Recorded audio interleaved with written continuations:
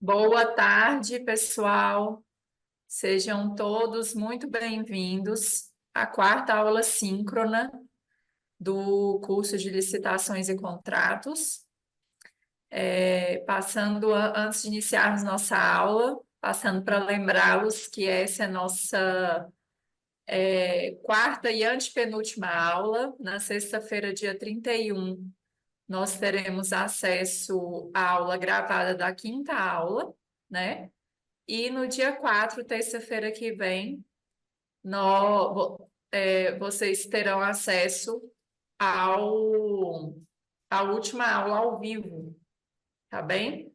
Do curso de licitações e contratos.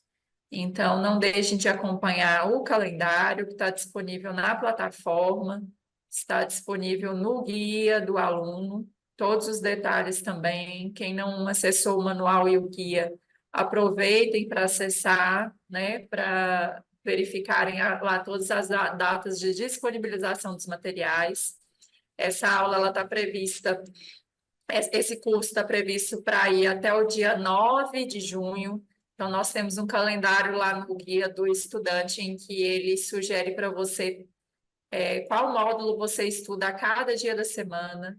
Então, se organizem para não perderem nenhum conteúdo, não ficarem atrasados nos materiais, tá bom?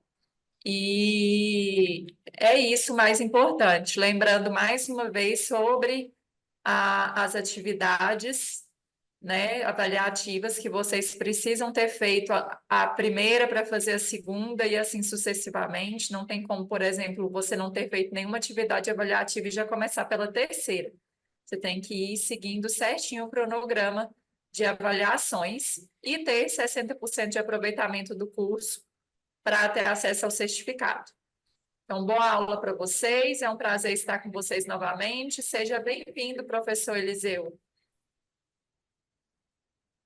Oi, Adriano, boa tarde aos alunos também. E já vamos começar direto, né? Podemos? Podemos Nessa, sim. nessa aula de hoje, nós vamos adentrar os contratos administrativos. Então, só uma pincelada rápida. Na primeira aula, nós vimos sobre as legislações de licitação ao longo da história do Brasil, desde o Primeiro Império até agora.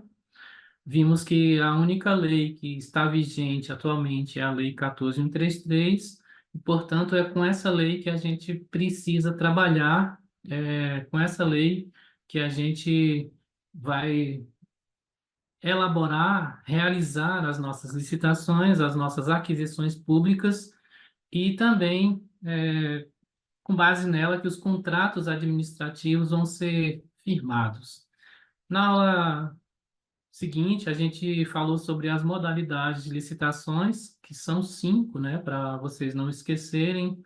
A gente tem o pregão, a gente tem a concorrência, a gente tem o concurso, o leilão e o diálogo competitivo.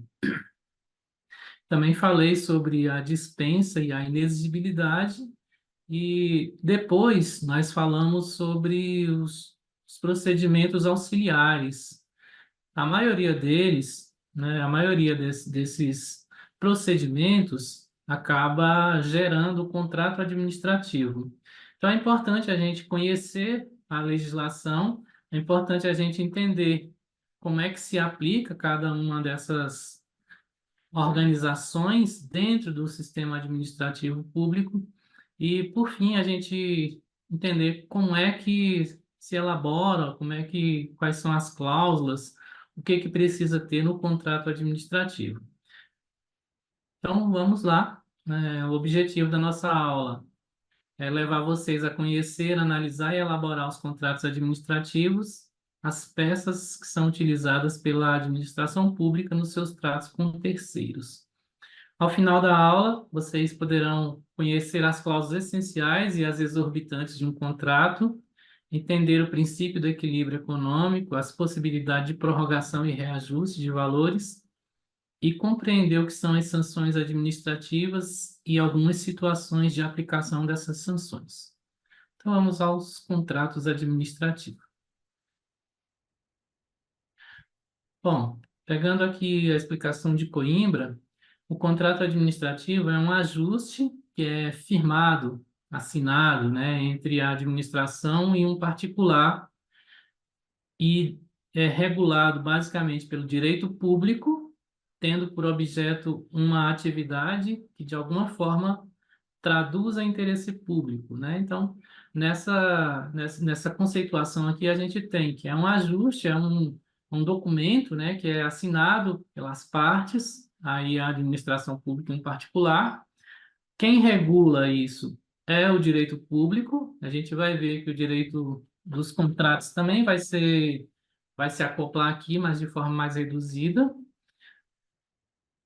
E ele existe para que um determinado objeto ou uma atividade seja realizada, seja feita, né? Seja executada. Só que essa atividade ela precisa traduzir ali o interesse público. Então, os contratos administrativos, eles são regidos primeiro pelo direito administrativo e tem como características principais, olhem só, o interesse público. Então, tudo que a administração faz é na tentativa de atender o interesse público, né? Tudo que a administração adquire, executa e tal, visa atender um determinado interesse público. Tá? Ele parte de um regime jurídico especial, que é o direito administrativo. Ele possui cláusulas exorbitantes, né? Cláusulas exorbitantes são aquelas que exorbitam, né? Que excedem os princípios dos contratos de forma geral. Eles precisam de formalização e publicidade, né? Tem um contextozinho em que eles são realizados e necessitam estar publicizados. Tudo na administração, na verdade, necessita de publicidade, né? Mas os contratos administrativos precisam também. E ele também está sob controle e fiscalização, né? O controle e a fiscalização são parte das cláusulas exorbitantes e advém do interesse público, né, feito pela administração pública. A nova lei de licitações e contratos, a Lei 14.133, ela trata dos contratos no título terceiro, a partir ali do artigo 89. Então, é lá que a gente encontra todas as orientações e todas as normas da lei para se elaborar os contratos administrativos.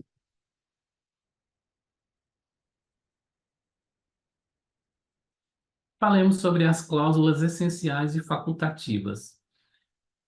As cláusulas do contrato e as normas do direito público regem o contrato diretamente e também supletivamente os princípios da teoria geral dos contratos e disposições de direito privado, gerando uma perfeita miscigenação, sincronia e harmonização e harmônica orquestração, né? Conforme esse autor aí, cujo nome é muito difícil, eu não vou nem tentar pronunciar. Então, vejam, o contrato administrativo ele é regido primeiro pelas normas de direito público e, supletivamente, pelas normas geral da teoria dos contratos, né, e disposições do direito privado. Tudo isso para que se exista um documento seja perfeito, seja bem feito, né, que seja legal e que as partes possam, enfim, cumprir. As cláusulas do contrato previstas na legislação, a partir do artigo 89 da lei, vão incluir as partes envolvidas, o objeto da contratação, o prazo de vigência, condições de pagamento e penalidades por descumprimento, né? Então, está aqui elencado, a partir do artigo 92 da lei, ela vai falar, né? Objeto, que é aquilo para o qual a empresa foi contratada, preço, prazo de vigência, obrigações das partes, penalidades, forma de execução, rescisão e garantias, né? Tudo isso a gente vai ver aqui mais adiante. As cláusulas facultativas são aquelas que podem ser inseridas de acordo com a conveniência, né? De acordo com o interesse das partes. e aí pode se referir a coisas tais como disposições relativas a garantias, né? Posso colocar uma garantia no meu contrato ou não? Isso aí é discricionário, né? A administração vai saber se necessita dessa garantia ou se não necessita. Forma de reajuste de preço. A norma é que o reajuste ele ocorra apenas anualmente, né? Então, por isso que não é uma cláusula assim essencial. E condições de rescisão, né? Tudo bem até agora? Alguma pergunta, Adriana? Tá aí? Tudo tranquilo, professor. Pode seguir.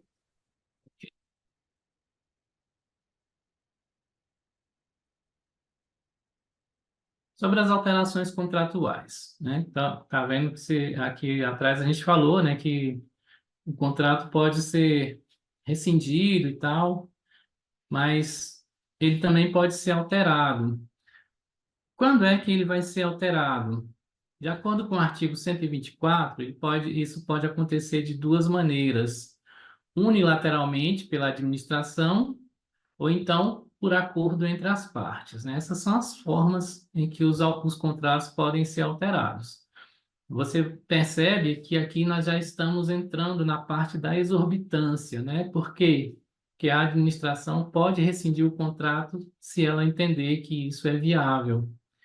As situações que podem ser necessárias para alterar os contratos podem incluir mudança nas condições técnicas, né? Então, contratou a empresa para fazer determinado serviço, uma determinada obra, e aí, de repente, percebeu que, não sei, talvez precisava fazer uma fundação melhor, diferenciada, mais robusta e tal. Então, precisa alterar aquela norma técnica. Diante disso, altera-se o contrato. Segundo, acréscimo ou supressão de serviços, né? Isso daí já é previsto na legislação. Os acréscimos, inclusive, são da ordem de 25%. Ou as supressões também são da ordem de 25%. Sendo uma reforma, esse percentual aumenta para 50%, tá? Então, houve necessidade de adquirir alguma coisa a mais, de acrescentar alguma coisa a mais no contrato que não estava originalmente previsto, faz-se uma alteração do contrato, né?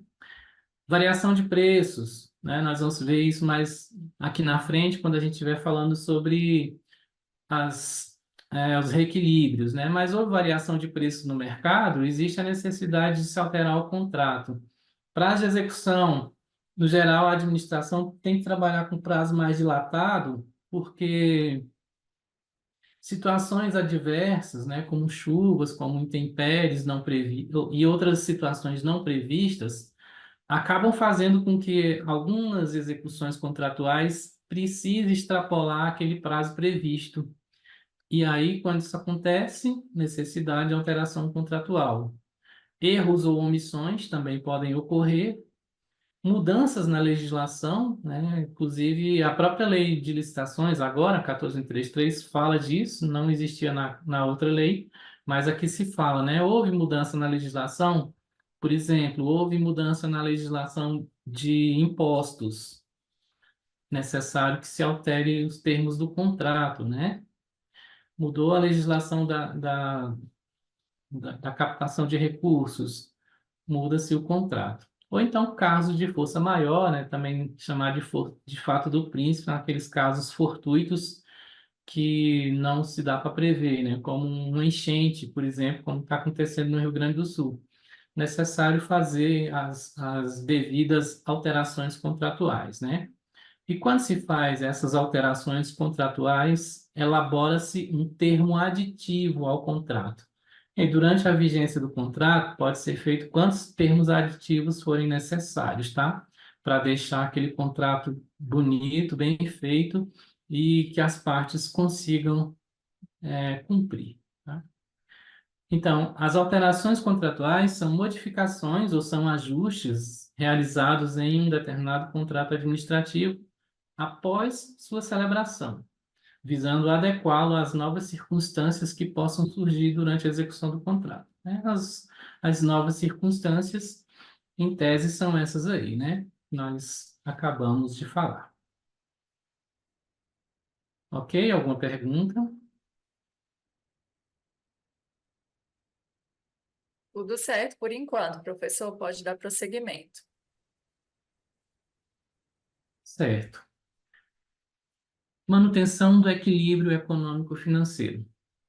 Bem, em tese, gente, tem dois mecanismos, né, para se manter o equilíbrio econômico-financeiro. O primeiro deles é o reajuste e o segundo é o reequilíbrio, né, reequilíbrio econômico-financeiro, ele realmente tem esse nome. O reajuste, ele só vai acontecer após o interregno de 12 meses. O equilíbrio, o reequilíbrio, não. Então, a manutenção do equilíbrio econômico-financeiro no contexto dos contratos vai se referir a um estado em que as condições financeiras estabelecidas no contrato inicial precisem permanecer justas e equitativas ao longo da sua execução, né? Em termos práticos, as situações precisam permanecer inalteradas, né? Então, vejam só, tem lá no contrato que os pagamentos vão ser feitos mensalmente. Quero pagar o meu fornecedor todo mês, mediante uma medição mensal.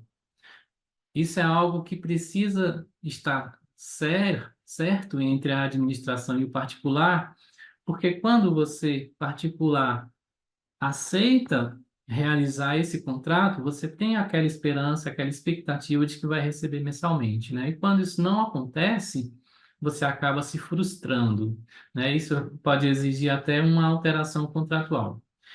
No caso do equilíbrio econômico-financeiro, ele vai ocorrer o seguinte: você falou para a administração que iria executar uma determinada obra, um determinado serviço por um valor certo. Vou colocar aqui construir um prédio pelo valor de R$ 100.000. Vou construir para você o prédio pelo valor de R$ 100.000, administração. Beleza? Beleza. Por que que eu falei isso? Eu sendo particular. É porque eu fiz levantamento de preços no mercado, sei quanto está o ferro, sei a quantidade de cimento que eu vou gastar diante das planilhas que me são apresentadas, sei quanto que eu vou gastar de mão de obra no decurso dessa obra. Mas agora imagina, né, eu tinha uma previsão de realizar isso durante 90 dias. Só que esse prazo foi extrapolado, né? Agora deu 90 dias e a obra não foi concluída. E houve alta de preços no mercado. Então, se houve alta do ferro, por exemplo, necessito reequilibrar, necessito fazer com que o meu preço continue sendo favorável, né, em termos de aquisição do produto e de lucro. Eu preciso manter as minhas margens. Então, é por isso que se faz o reequilíbrio, né, para se manter o equilíbrio econômico-financeiro. Segundo Medawar, o equilíbrio econômico-financeiro significa a proporção entre os encargos do contrato e sua remuneração. E essa proporção é fixada no momento da celebração do contrato, né? Como eu disse, eu fiz um contrato com a administração para fazer uma obra em 3 meses pelo preço de 100.000.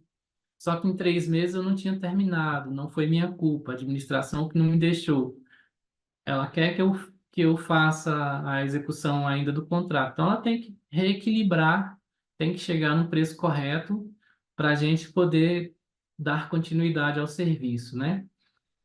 Diz respeito às chamadas cláusulas contratuais, terminologia redundante, classicamente usada para designar as cláusulas referentes, sobretudo, à remuneração do contratado.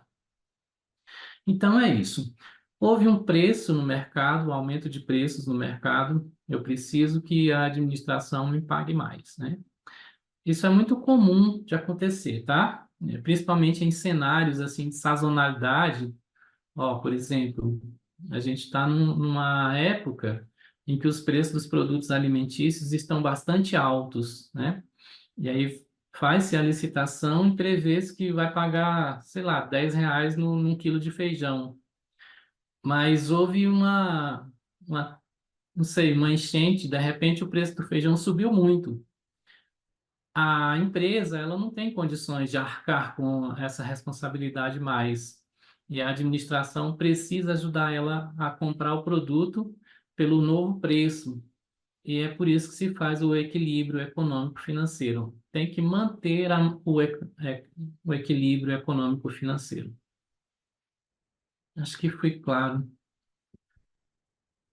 Então, a manutenção do equilíbrio econômico-financeiro, quando é quebrada, é necessário reequilibrar, né? Isso é o que diz lá o artigo 124, segundo, a linha D da Lei 14.133. A pretensão com isso é assegurar a justiça e a estabilidade nas relações contratuais, protegendo os interesses das partes envolvidas e garantindo que o contrato seja executado de acordo com as condições inicialmente pactuadas, sem prejuízos financeiros indevidos para nenhuma das partes, né? Agora, uma coisa que pode acontecer é uma malandragem da parte do licitante, tá? Por isso que a solicitação de equilíbrio econômico-financeiro, ela tem que ser calçada com documentos, né? Eu tenho que apresentar notas fiscais, tenho que apresentar notícia de jornal, tenho que comprovar para a administração que realmente houve essa alta no mercado. Porque às vezes pode ocorrer o seguinte, a empresa vai, participa da licitação, e ela própria, na ânsia de ganhar o certame, baixa demais o preço. Aí, nesse caso, o equilíbrio econômico-financeiro não é cabível, porque a culpa do preço ter sido muito baixo é da própria empresa, não da administração, tá? O que a administração pode fazer é, houve uma alta de preços no mercado, essa alta comprovada, aí sim reequilibra, tá? Para manter a justiça e a estabilidade nas relações contratuais. Tudo bem até agora, Adriana? Tudo certo, professor.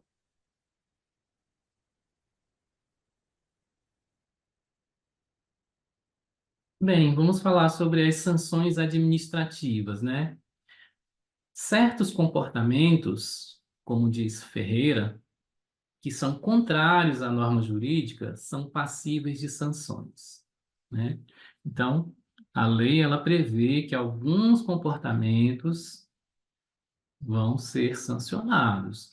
A sanção administrativa é uma medida punitiva aplicada pela administração pública em caso de descumprimento das obrigações assumidas. Perceba que aqui a palavra punitiva foi apresentada, né? Mas, no geral, é necessário entender a sanção administrativa como uma possibilidade didática de ensino, né? A finalidade dela não é apenas punir a empresa, retirá-la do mercado, fazer com que ela pare de ser contratada pela administração pública. Não é isso. Inclusive, existem leis que protegem as empresas, né, faz com que elas sejam protegidas nas suas relações com o governo. A ideia, então, é que não é apenas punir o indivíduo, né, mas punir um comportamento, aquele comportamento inadequado. O objetivo é garantir o cumprimento dos termos do contrato, bem como de proteger os interesses públicos, mantendo a eficiência e a qualidade na prestação dos serviços ou fornecimentos dos produtos contratados, né? Então, em primeiro ponto que a gente tem que citar, né, a sanção administrativa ela é didática, ela visa não a punir, pura e simplesmente, né, mas a modificar a forma da empresa de interagir com a administração pública, né? No artigo 156, a lei diz que as sanções administrativas são advertência, multa, impedimento de licitar e contratar e impedimento de emitir declaração de idoneidade. Na verdade, essa última aqui ficou até errado, né? A declaração de idoneidade, ela é emitida pela própria administração. Depois eu vou corrigir aqui esse tópico, Adriano, o 4 que ficou errado aqui. Então, Tá vejam, bem. na relação entre o particular e a administração, se o particular se comporta de maneira errada, contrária à norma, primeiro ele pode ser advertido, né? Vamos supor que existe lá uma previsão de todo dia 10 a empresa fazer a entrega de determinados produtos, né? não, sem a necessidade da administração estar falando, ó, dia 10 você tem que me entregar. Já está no contrato, todo dia 10 você tem que entregar. Aí chega dia 10 a empresa simplesmente não entrega. Dia 11 não entrega, dia 12 não entrega. Nesse caso, a administração pode chegar para ele e falar, ó, seu fornecedor, estou advertindo o senhor que no dia 10 passado o senhor não entregou o produto como está no acordo.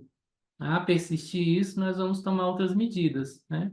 Às vezes foi só um lapso da empresa, esqueceu e tal, ela vai e regulariza lá e ok, fica por isso mesmo, né? Resolveu a situação. Há situações de inadimplemento, né, em que a empresa deixa de cumprir de forma reiterada. Imagina, se dia 10 ela não apresentou a parcela que ela devia apresentar. Recebeu uma advertência e não se mexeu, não fez nada, né? Aí, nesse caso, a administração já pode trabalhar a multa, né? Vamos multar a empresa. E aí essas multas, elas precisam ser estipuladas no contrato. O percentual de multa a ser aplicado, e aí pode ser por dia de atraso, e normalmente é por dia de atraso, né? Fala, até o 10º dia eu vou cobrar 2% de multa. A partir do 11º dia até o 20º eu vou cobrar 5% de multa. E assim sucessivamente, tá? Até que venha a rescisão final do contrato. Advindo a rescisão final do contrato, o órgão que contratou, ele pode impedir esse licitante de voltar a contratar com ele, né? Imagina que um órgão qualquer do governo tinha lá um contrato e a empresa simplesmente deixou de entregar, né? Então, o órgão fala, ó, a partir de hoje, durante 2 anos, você está impedido de licitar e contratar conosco, tá? Essa sanção, ela só vai acontecer no âmbito ali daquele órgão, ok?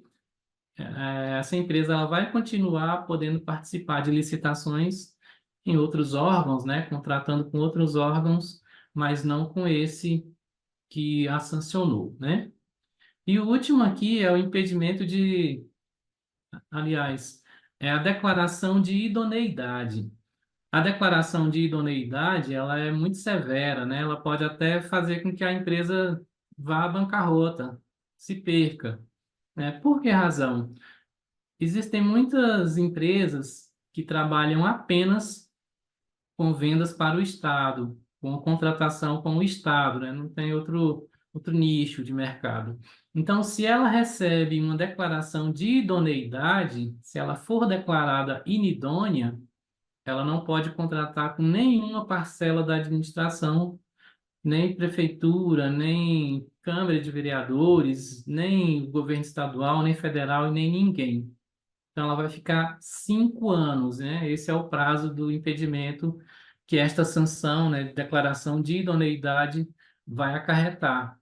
Veja que é bem severo, né? Então, o mais simples é a advertência, né? Talvez foi um lapso, um erro da empresa, está advertida, ok, vamos corrigir, né?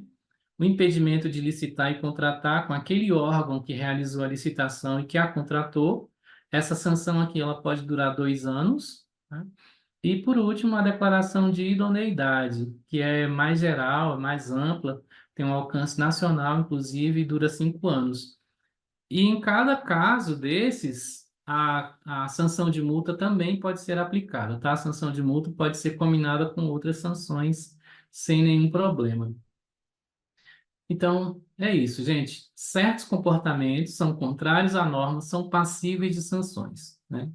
Tendo a sanção, a empresa, precisa se adequar para poder voltar a contratar com a administração pública. Alguns motivos aqui, né, para a aplicação das sanções que estão ali previstos no artigo 155. Der causa à inexecução parcial do contrato, né? Como eu falei, tinha uma apresentação todo dia 10, mas não fez isso, inexecução parcial do contrato, né? Quebra de contrato ali pode ser uma advertência ou uma multa, né? Der causa à inexecução parcial do contrato que cause grave dano à administração, ao funcionamento de serviços públicos ou ao interesse coletivo. Aí vai extrapolar essa finalidade do dia 10 ali, né? Eu tinha um serviço, vamos supor, a empresa que fornece água, né? Empresa que fornece internet, porque a água normalmente, se você deixar de pagar, ele realmente vai cortar. Mas a empresa que fornece internet, ela deixou de fornecer simplesmente porque quis, né? Então, está causando um grave dano à administração, ao funcionamento dos serviços ou ao interesse coletivo, né? Já que hoje tudo é online, tudo se trabalha a partir da internet. Então, pode vir a ser sancionada, né? E der causa à inexecução total do contrato. Abandonou a obra, abandonou o serviço, deixou de realizar o contrato de forma definitiva, pronto, né? Vai acontecer a rescisão contratual, né? E a aplicação das sanções administrativas. Esses são os três motivos aí que a lei impõe como motivos, né, para sancionar as empresas. Adriano, alguma pergunta? Pode continuar, professor. Sobre as cláusulas exorbitantes, né, como eu disse, são aquelas que exorbitam, que estão além do que é previsto no direito de contratos, né? São disposições presentes nos contratos administrativos que conferem apenas a uma parte, né, que é a administração, poderes e prerrogativas especiais, além daquelas típicas dos contratos entre particulares, né? Aí elas vão incluir ó, a alteração unilateral, a rescisão unilateral, intervenção na execução e reequilíbrio econômico-financeiro. Sobre o reequilíbrio econômico-financeiro, é um direito que a empresa tem. No entanto, a administração só vai conceder se ele realmente comprovar que houve aquela disparidade de preços no mercado, né, que eu já citei ali atrás. Essas cláusulas, elas conferem à administração pública poderes e prerrogativas especiais para garantir que os contratos sejam realizados e também para garantir a proteção dos interesses públicos e a manutenção da ordem e da segurança jurídica nas relações contratuais, né? Então, são cláusulas que a própria administração coloca que protegem muito mais a ela do que o particular, né? E aí, estando protegendo a administração pública, está protegendo o interesse público. Eu tenho aqui esse esqueminha nessa próxima página, né? Apesar dele estar ainda baseado na Lei 8.666, isso aqui se aplica a 14.133, né? Como as cláusulas exorbitantes, ó. Possibilidade de alteração e rescisão unilateral do contrato pela administração pública. Então, a administração ela pode chegar para você, fornecedor, e falar, ó, não temos mais interesse na execução desse objeto. O contrato vai ser extinto. E aí você não pode falar nada, né? Você fornecedor vai falar o quê? Ah, mas eu fiz um empréstimo, não sei o quê. A administração vai falar assim, lamento. Então, é uma cláusula exorbitante, né? Outra, a possibilidade de aplicação de sanções ao contratado, né? Sanções administrativas também são cláusulas exorbitantes, porque advém apenas de uma parte. Mas se a administração falhar com o fornecedor, ele só consegue reverter alguma coisa se for na justiça. Exigência de garantia, né? Como eu disse ali atrás, a garantia ela pode ser exigida ou não pela administração. Fiscalização dos contratos administrativos, né? Nós vamos ter um módulo só sobre fiscalização, mas essa é uma cláusula exorbitante que dá o direito da administração de fiscalizar, de gerenciar o contrato administrativo que ela firma com o particular. E também a ocupação provisória de bens e pessoal do contratado, né? Isso aqui está nesse site aqui, tá? No Licínio Rossi. Então, essas são as cláusulas exorbitantes. Alguma pergunta, Adriana?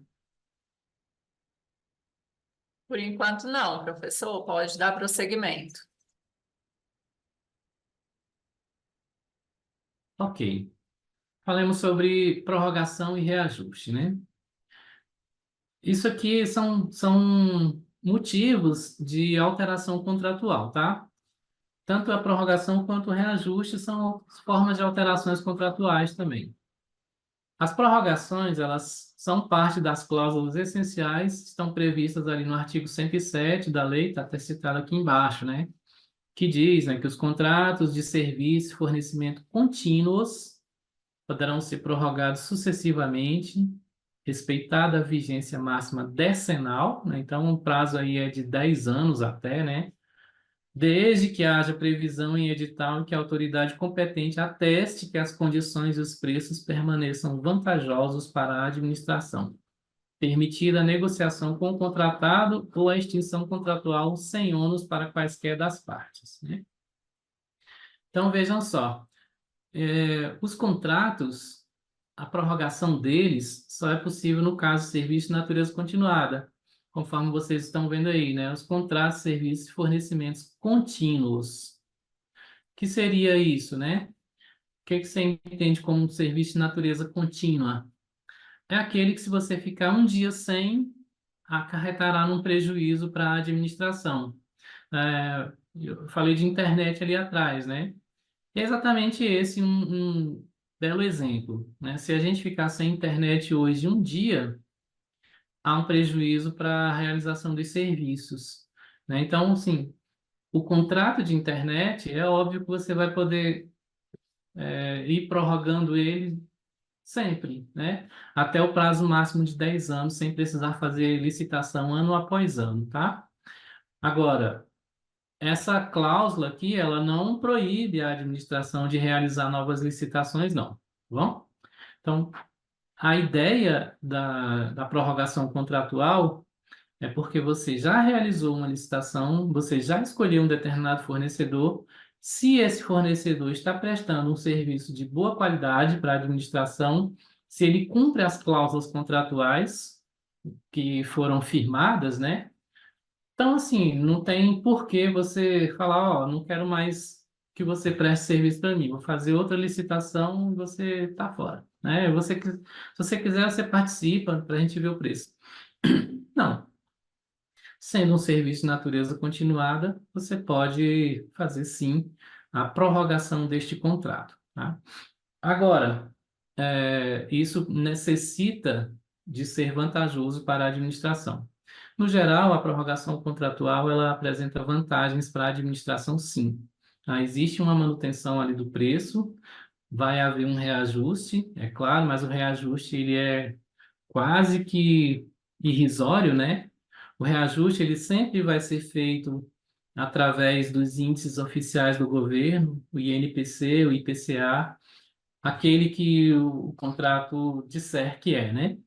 Então, o reajuste ele acaba que é simbólico, ele é pequeno, né? Vai ser aí na casa de 5%, 6%, não mais que isso. Então, acaba que a manutenção do contrato com aquele fornecedor é mais interessante para a administração do que realizar outra licitação, porque você não sabe quem é o outro fornecedor que você poderá vir a contratar, e se ele não for um excelente prestador. Então, há uma insegurança, né? E é exatamente para tentar mitigar os efeitos dessa insegurança aí que a lei permite que você faça as prorrogações contratuais até por um período aí de 10 anos.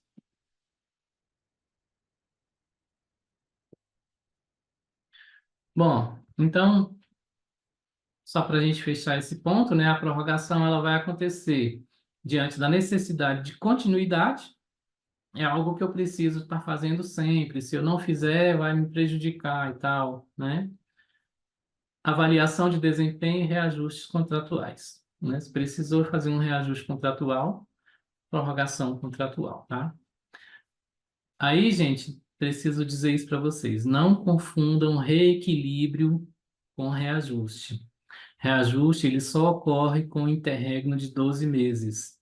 Fechou 12 meses, a administração vai prorrogar o contrato com o particular, faz-se o reajuste, isso é previsto na própria lei. No geral, os contratos colocam como cláusula o seguinte, né? Nós vamos dar o reajuste, mas a empresa precisa solicitar. Às vezes, quando a empresa não fala nada, que é normal assim a empresa mandar uma cartinha para a administração quando está próximo do fim do contrato. Ele falou, ó, a gente tem interesse em permanecer prestando serviço para vocês, para a administração. Se for interesse da administração também, a gente solicita o reajuste com base no item tal do contrato, na cláusula tal do contrato. Ok, a administração vai analisar, verificar se isso é vantajoso para ela, se for, ela executa a prorrogação contratual e concede o reajuste, né?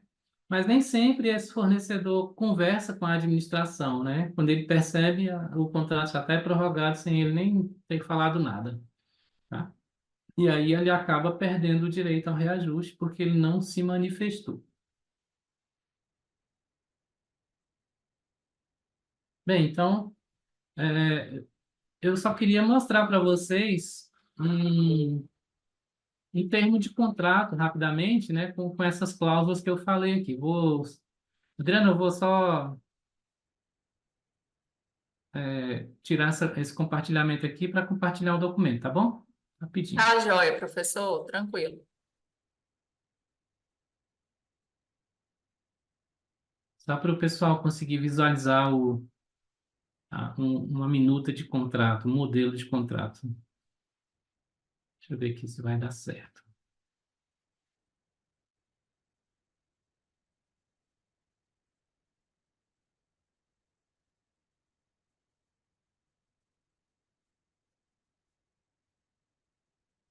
Ó, então aqui a gente tem uma minuta de contrato, tá?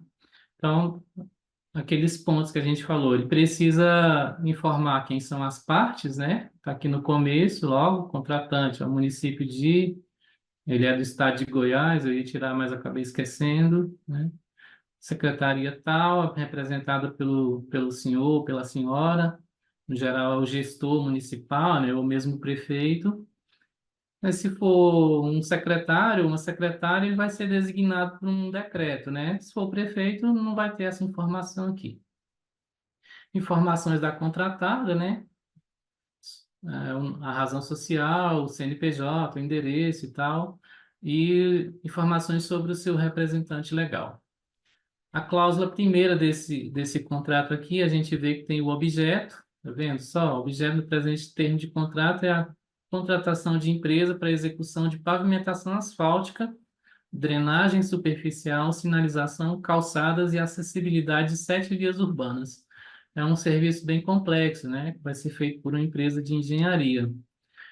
E a informação de que esse contrato aqui ele está vinculado a uma concorrência eletrônica de número tal, que foi realizada conforme o regramento da Lei 14.133. Então, essas informações básicas do contrato, né? Prazo de vigência, todo contrato tem que ter a sua vigência, né? Nós vimos lá nas cláusulas necessárias, vai ser de 12 meses, está dizendo aqui, né? Ele começa no dia tal e vai terminar no dia tal. Pode ser prorrogável, tá vendo? Aqui o próprio termo de contrato já diz que ele pode ser prorrogado na forma do artigo 107 da Lei 14.133, né? Por que que esse contrato aqui de obra pode ser prorrogado, professor, se isso não é um serviço de natureza continuada? Que bom que vocês perguntaram, né? Esse contrato aqui pode ser, nesse interregno de 12 meses, essa obra não foi executada, né? Está vendo que aqui tem uma previsão de que ela ocorra em 90 dias? Mas imagina, choveu muito, né? E aí não deu para terminar. Ou então a administração ficou sem dinheiro naquele momento para continuar bancando a execução da obra. Vai deixar a obra sem fazer?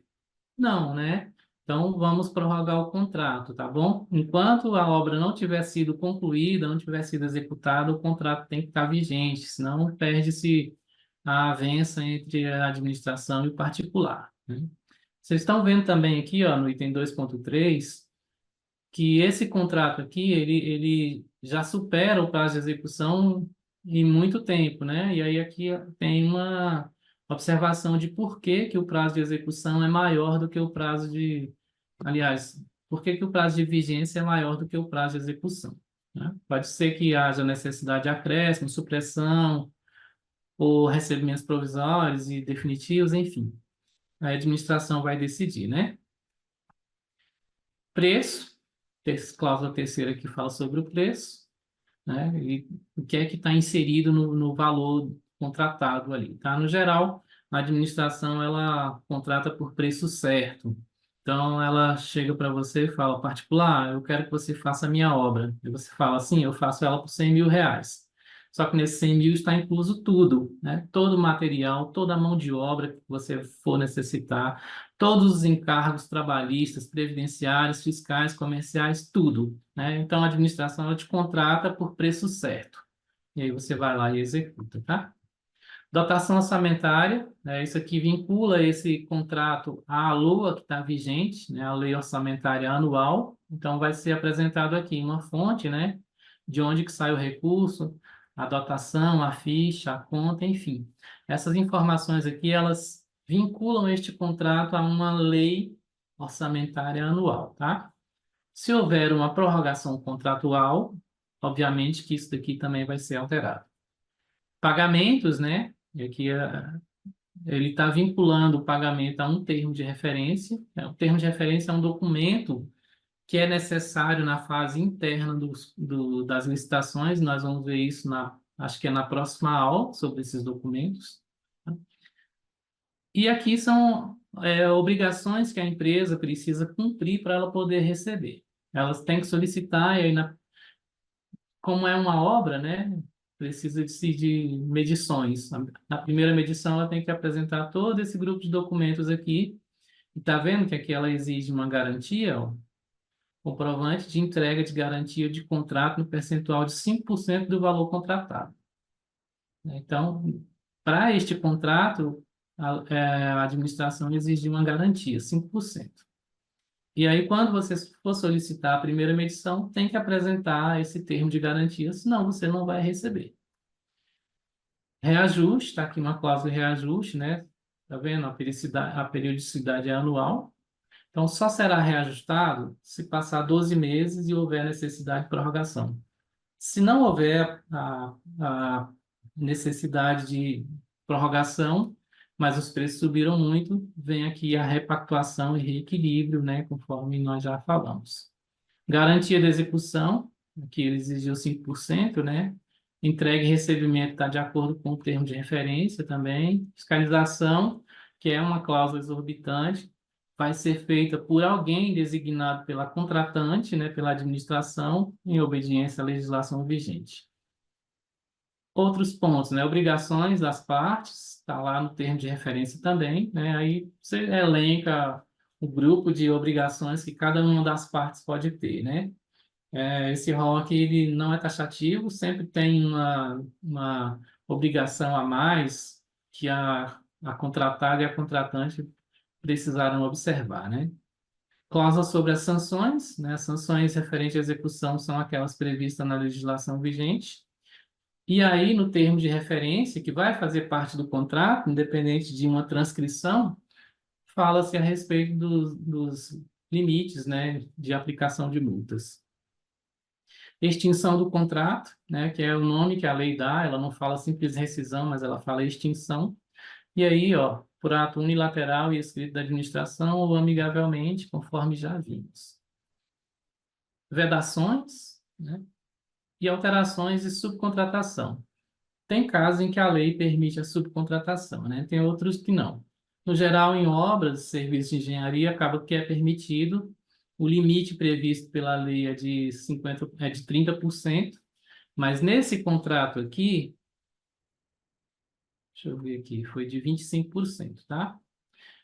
Ó, essa aqui é uma cláusula que é exorbitante também. A contratada é obrigada a aceitar, nas mesmas condições contratuais, os acréscimos ou supressões que se fizerem necessários até o limite de 25%.